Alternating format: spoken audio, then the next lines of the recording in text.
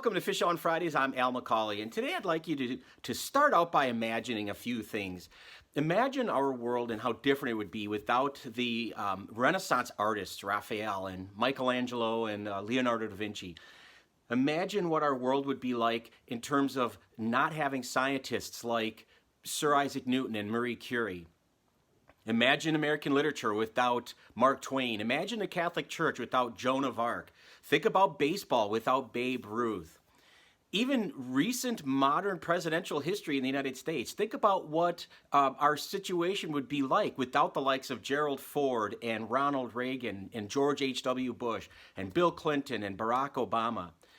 Now, you might be wondering, why am I asking you to imagine all these different scenarios? Well, the answer is all of those people I just mentioned have something in common. They are all left-handed.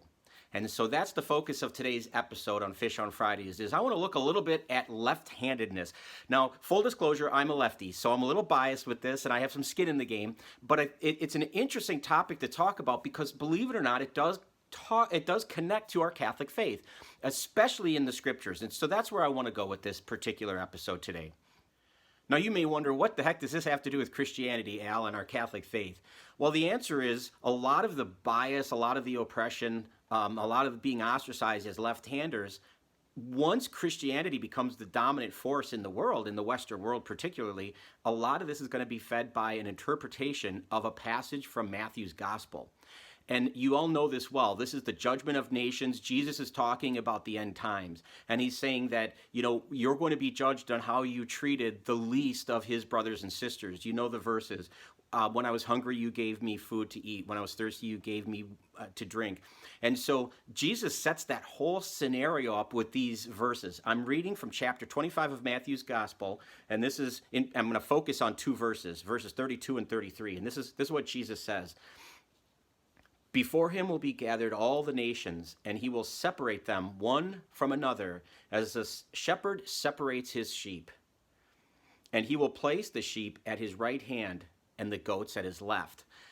So I guess I'm a goat because I'm left-handed. So the interpretation of that verse is, if you're evil, if you're somehow bad or unworthy of the kingdom of God, unworthy of heaven, you're going to be on the left with the goats. And if you are doing all those things, if you're taking care of the least of the brothers and sisters of Christ, then you're going to be on the right. And so the interpretation of that was, if you're left-handed, you are somehow synonymous with evil or certainly not destined for heaven. And that's really the unfortunate aspect of all this. Now, if you're a lefty like me, raise your hand proudly and say, woohoo, I'm a lefty. Of course, realizing that if you would have done it a few centuries ago, you might literally have been burned at the stake. This was the reality for some lefties. It was very dangerous, life and death in some cases. Obviously, we don't deal with that kind of oppression today, but we still have certain subtle biases.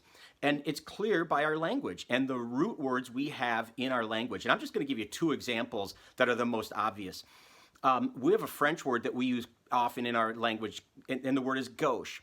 If you say something is gauche, it means you're suggesting that it lacks social graces. So, oh, how gauche it would be to arrive at a dinner party late.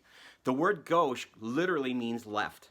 So you're making synonymous that which is left with something that would lack social graces.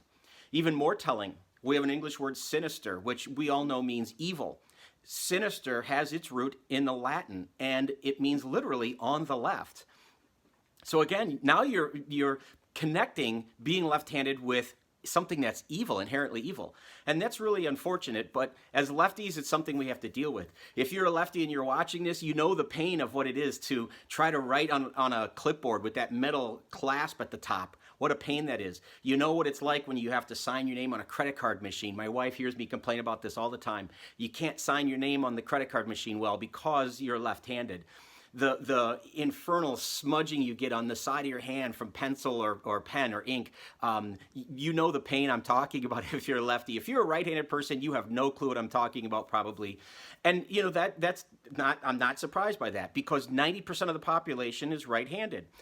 Every study, almost generationally, as far back as we can tell, it's about 10% of the population that's left-handed. So right away, you can tell that there's this majority mindset of right-handedness that's biased. And I don't mean that in a bad way, like you're bigots or something if you're right-handed. I just mean we're not as understood maybe as someone who's right-handed. The idea of being left-handed as somehow evil is going to persist for centuries. And it's going to be, in a way, cemented and indelibly stamped in our Western mind, in our psyche, because of a painting, a very famous painting, I would say probably one of the most iconic and recognizable paintings in the history of the Western world.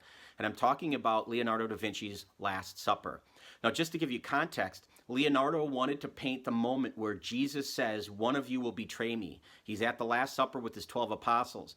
And so what you see is a very fluid, very active scene here where they're all wondering, is it me, Lord? Who is it? And they're asking each other and they're asking Jesus. And if you look at the painting, in particular the person of Judas, and you know it's Judas because he's clutching a money bag. Symbolically, we know that from the Gospels, we're told that Judas betrayed Jesus and he was paid 30 pieces of silver. So Leonardo painted him clutching a money bag.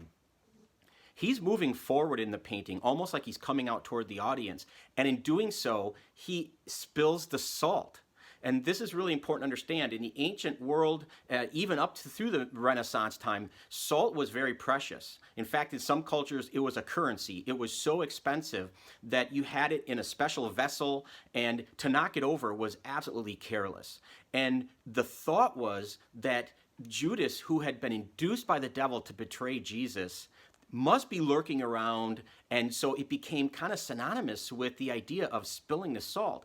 And so people said, well, if I spill salt, knowing how precious it is, then it would be a foolish thing to throw money away by spilling salt.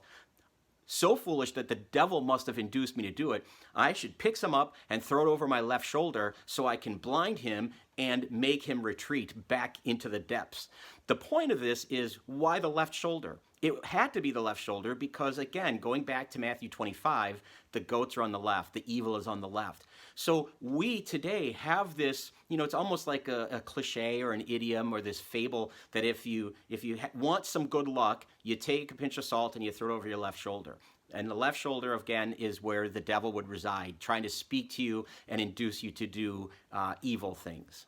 One of the interesting endnotes to the story about Da Vinci's Last Supper is that he had never intended to start this idea of spilling the salt and it being connected somehow to throwing it over your shoulder. That was all an interpretation of his piece of art that was, again, further progressed from Matthew 25, this idea that somehow the devil must be lurking over the left shoulder.